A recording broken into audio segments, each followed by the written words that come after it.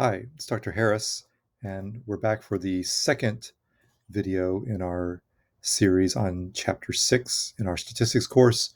We're looking at inferential statistics for categorical data.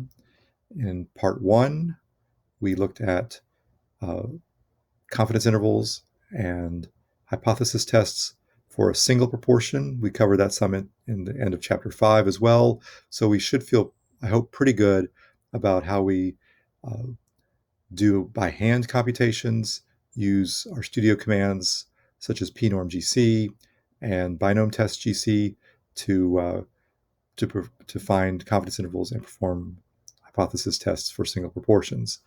In this video, we're going to be talking about the situation where we've got two populations of interest and we're computing we're collecting the same piece of categorical data from both populations, and we're interested in the question, is there a difference in the proportions reported, uh, is there in the population proportions for this variable in these two populations? So the assumptions that we're going to be making in order to find a confidence interval, perform a hypothesis test are the following. We need to be assured that the two samples that we're collecting are drawn independently of each other. For instance, the two samples would not be independent if, say, our data was gathered by looking at married couples. If we uh, if we're trying to do something about comparing males versus females, if our males were husbands and the females were the corresponding wives, then the data we would collect would not be independent of each other. So we're assuming that the collection, if we were dealing with men and women, the collection of men that we gather data from is in no way related to the collection of women that we'd be gathering data from. And then within each sample, we're assuming that individuals are again selected independently. A random sample of each group will take care of that. And then we have the success failure condition. We're going to need to have at least 10 successes and at least 10 failures in both of our samples.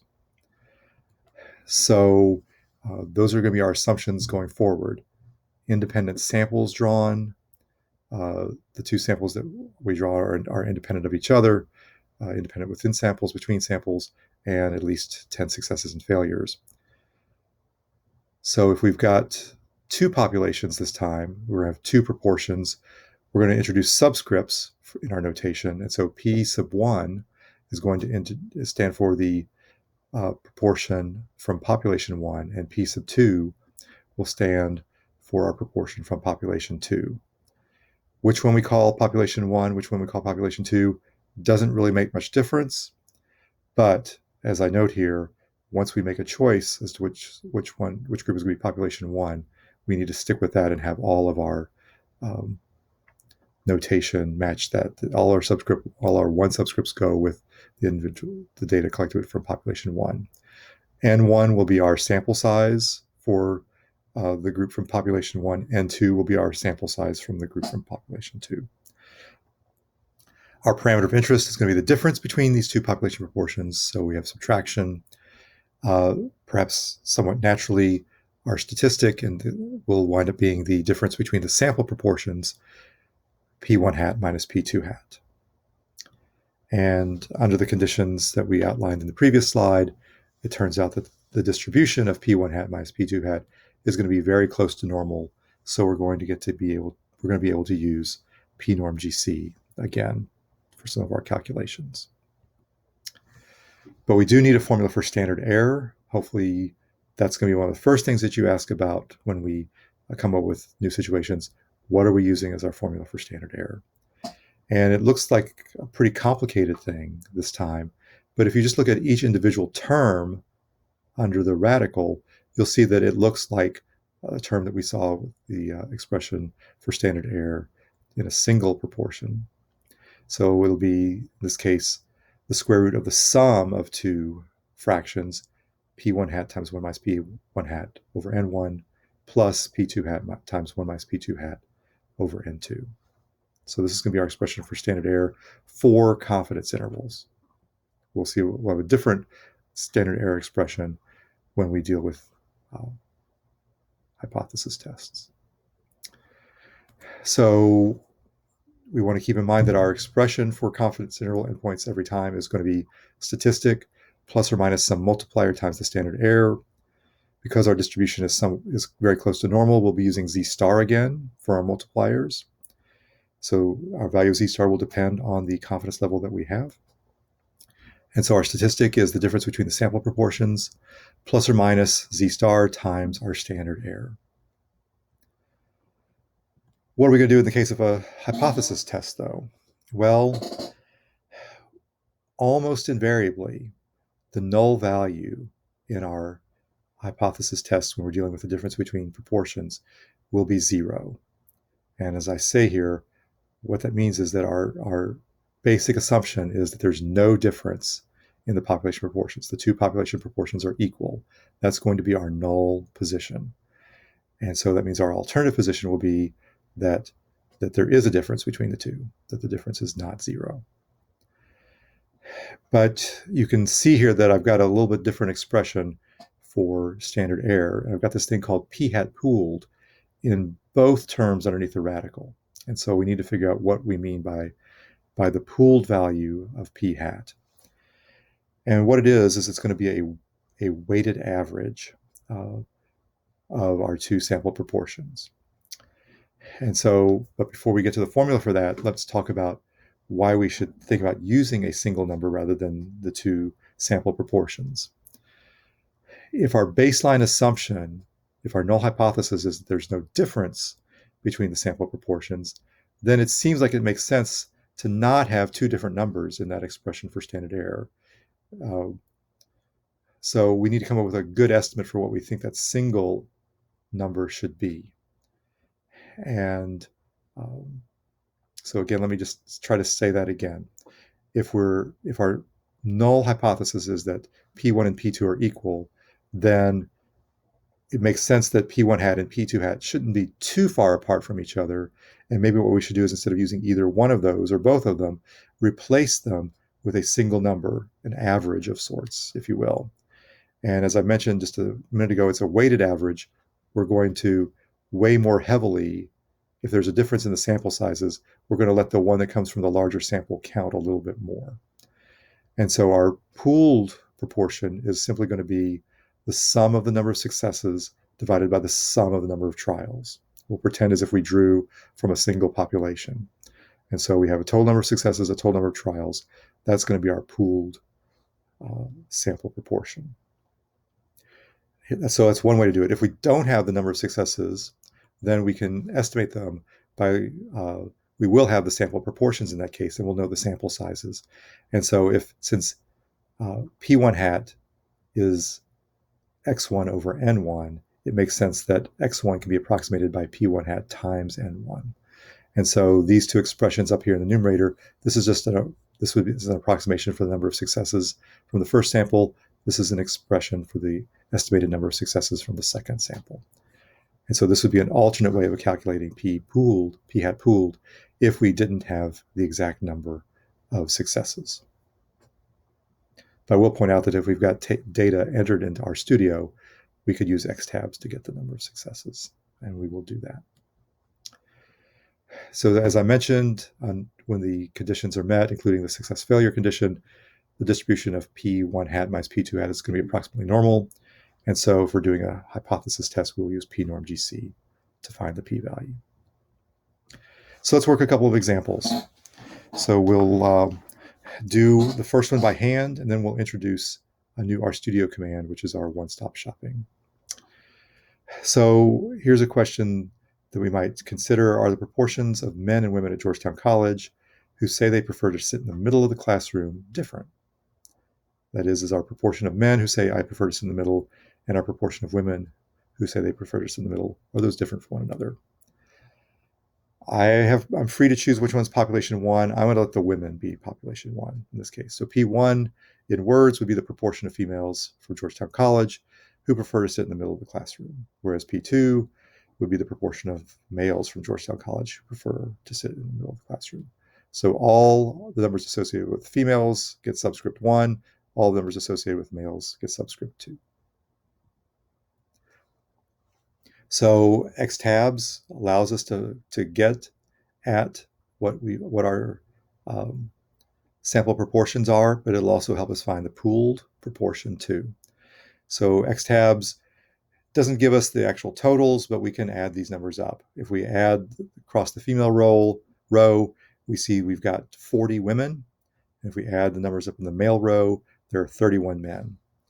And so we've got our P1 hat is going to be the number of successes, the number of women who said they performed in the middle, divided by the total number of women. That's 16 divided by 40, whereas our sample proportion for the men, P2 hat, will be 16 divided by 31. And so I've got those numbers, either exact values or estimates. P1 hat is 0.4, P2 hat is 0.516 rounded. And so we can just plug these numbers in directly to our formula for confidence interval that we saw a few slides back. If you need to stop the video right now, go back and review that formula to see how I'm just substituting numbers in to that, please do so. But our confidence interval, a 95% confidence interval, will stretch from P1 hat minus P2 hat, so that's 0.4 minus 0.516 minus 1.96 times the standard error. And then we get negative 0.346 for that number. And the upper limit will be 0.4 minus 0.516 plus 1.96 times the standard error. And there I get 0.114. So we would say that we're 95% confident that the difference in proportions, and it's important that we're doing female minus male, for those who say they prefer to sit in the middle of the classroom, is somewhere between negative 34.5% and 11.5%. So a negative number here, a negative difference, means that that the male number is larger than the female number. And so we're thinking it's somewhere between about 34.5% favoring the males to about 11.5% favoring the females. So we want to keep in mind that subtraction is not a commutative operation. Sign matters in these cases. And so we want to recognize that a negative number here means that men would be preferring to sit in the middle at a higher rate than women, whereas a positive difference would be that women prefer to sit in the middle at a higher rate than the men do. So we think that the difference between these two is somewhere between 34.5% in favor of the men to 11.5% in favor of the women. Let's do a hypothesis test now. Our null hypothesis is going to be that there is no difference in the population proportions, whereas the alternative is going to be that there is. So P1 minus P2 equals 0 is our null hypothesis. P1 minus P2 is not equal to 0 is our alternative hypothesis. We need to calculate the pooled estimate. We had 16 successes in both samples, so the total number of successes is 32. We had 71 individuals overall participate in the survey, and so P pooled, that should be P hat pooled, is 32 over 71, or just slightly over 45%. Because there were more women, this number is a little closer to the women's number than it is to the men's number by themselves. So again, that should be P hat pooled there. My apologies for the typo. And so we can easily calculate the standard error by plugging in P hat pooled, and we get something that's very close to 0.12.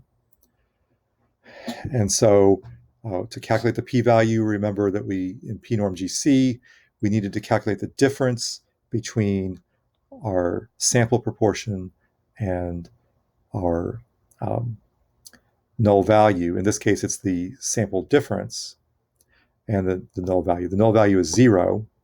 And so our difference was negative 0.116. If we go back and think about that, 0.4 minus 0.516 is negative 0.116.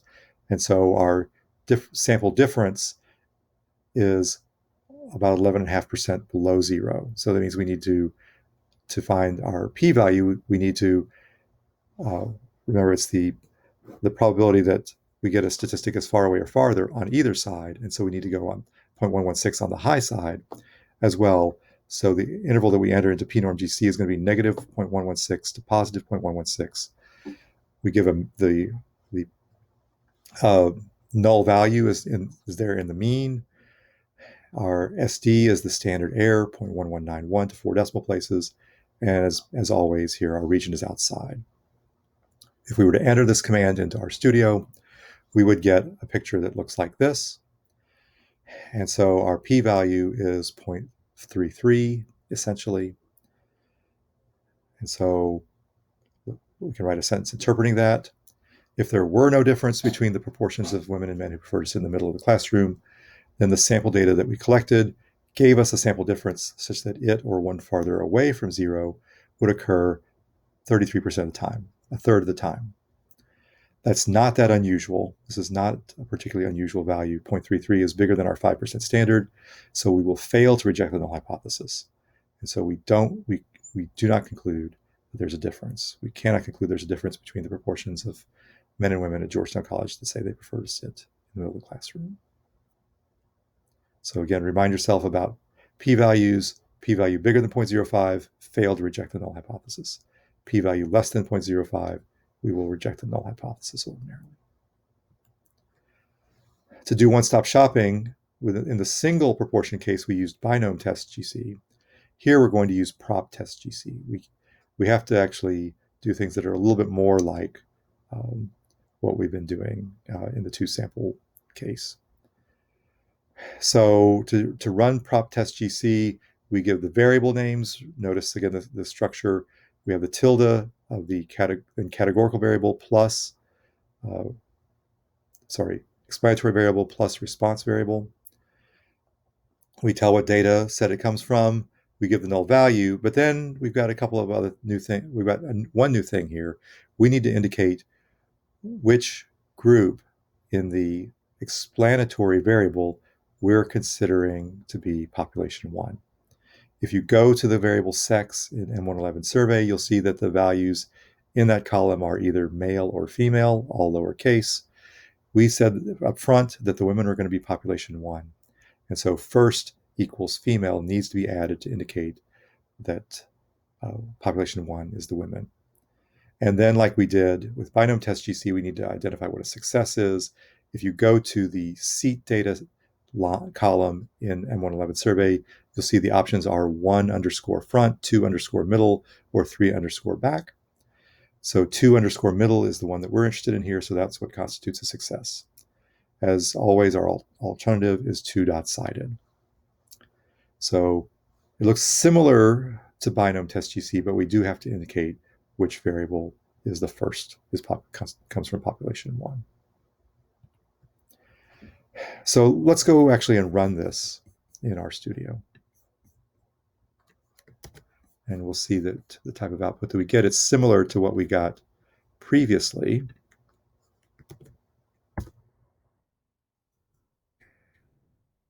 So that we can see it all.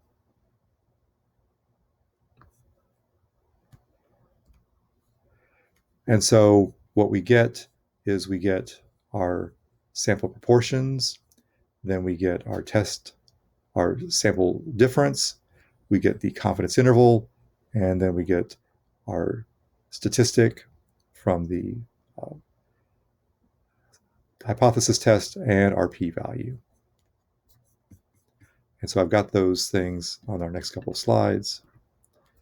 Here are our descriptive statistics, sample proportions again. Here's our sample difference. Here's our standard error.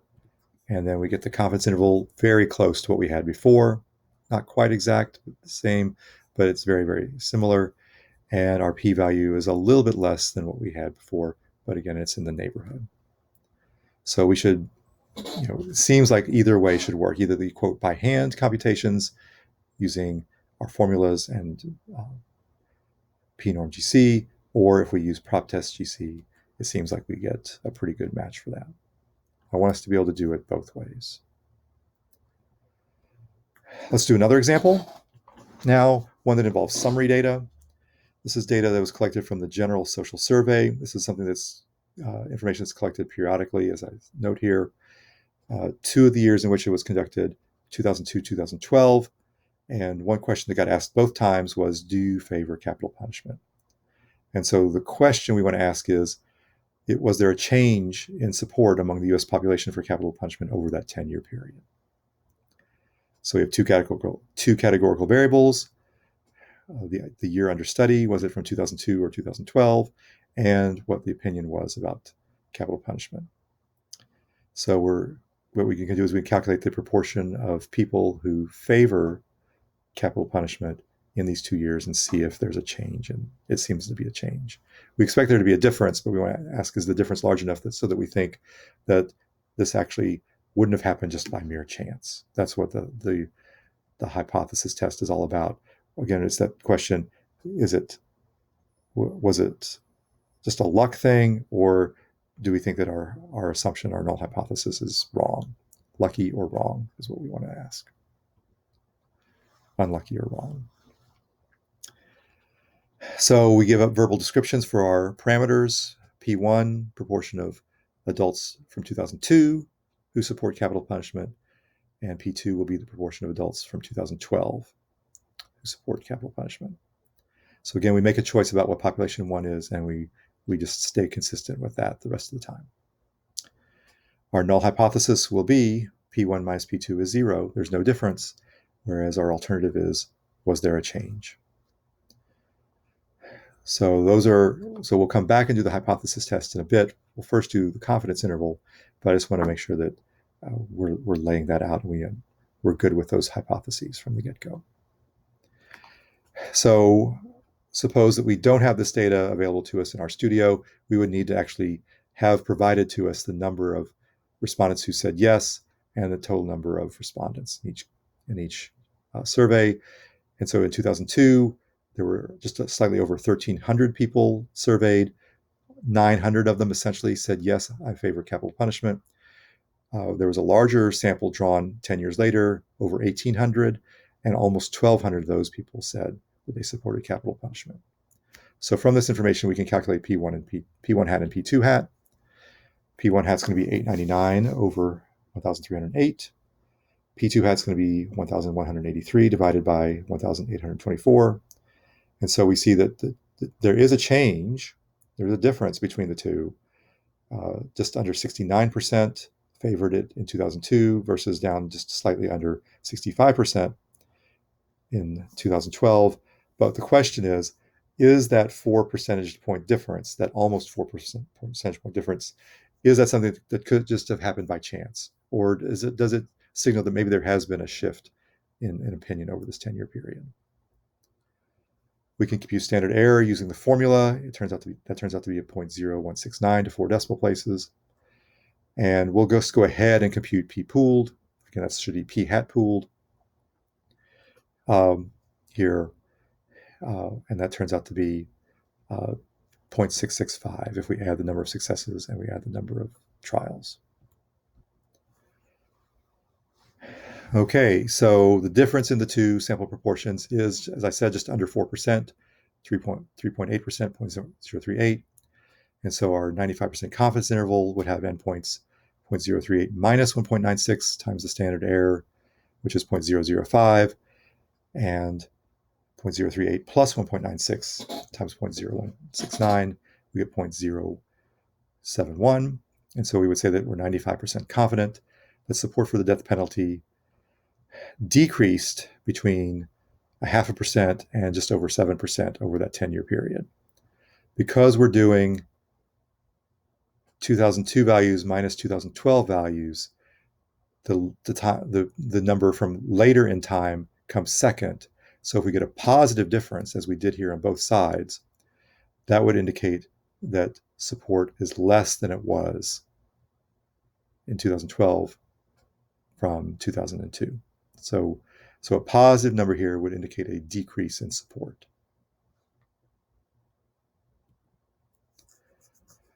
Okay, so remember that our pooled estimate was 0.665. So if we use that to compute the standard error for our hypothesis test, we get 0.0171. And again, our difference between the sample difference and the null value is 0.038.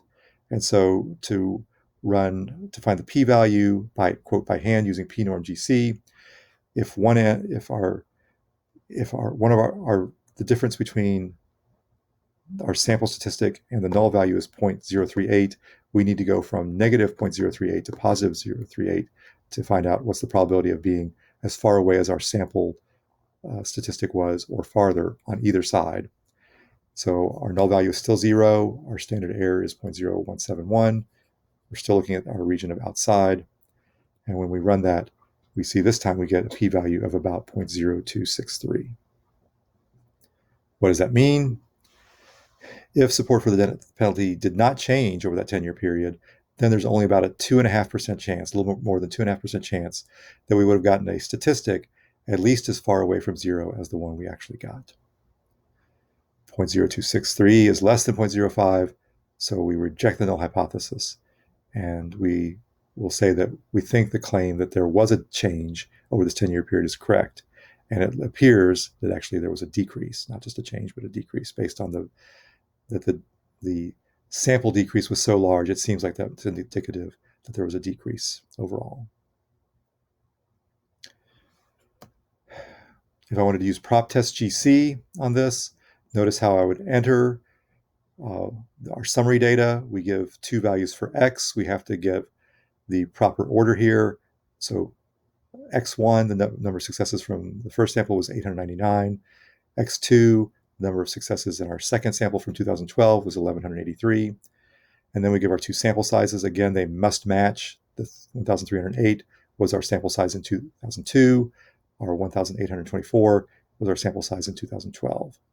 We give the null value, our alternative hypothesis, and we're good to go. And so just a quick tour of the output. Our confidence interval seems to match very, very closely. And our p-value is, again, a little bit different, a little bit smaller, but it's very, very close. And so we get a number less than 0.05, and so we would be rejecting our null hypothesis. And we seem to have strong evidence that there was a decrease in support. So I've worked 2 examples for you now, one with data already loaded into RStudio, one when we have just the summary data given to us. We want to be able to do it quote by hand using the formulas and pnorm-gc to get a p-value, but we also want to be able to use prop test GC. So I want you now to before we get to class, take a look at this question. Is there a difference in the proportions of women and men who were divorced, who reported being divorced in the NHANES 18 data set? And so I'm telling you what the sample sizes were in that you can use X tabs to find the number of successes. I've given you the number of trials. You can get the number of successes from X tabs to answer this question. Then you can start doing things by hand. You can also then enter it into prop test GC. We already have the data in RStudio this time, so you would use the case where you would designate what the success was and what the first was, as opposed to entering summary data. But what I've got on the next slide are answers to the by hand computations for you to check your work, and it gives you a sense of what you would get if you ran these on RStudio as well. So I look forward to you trying these in class before we get to class, and we can talk about it when we get to class.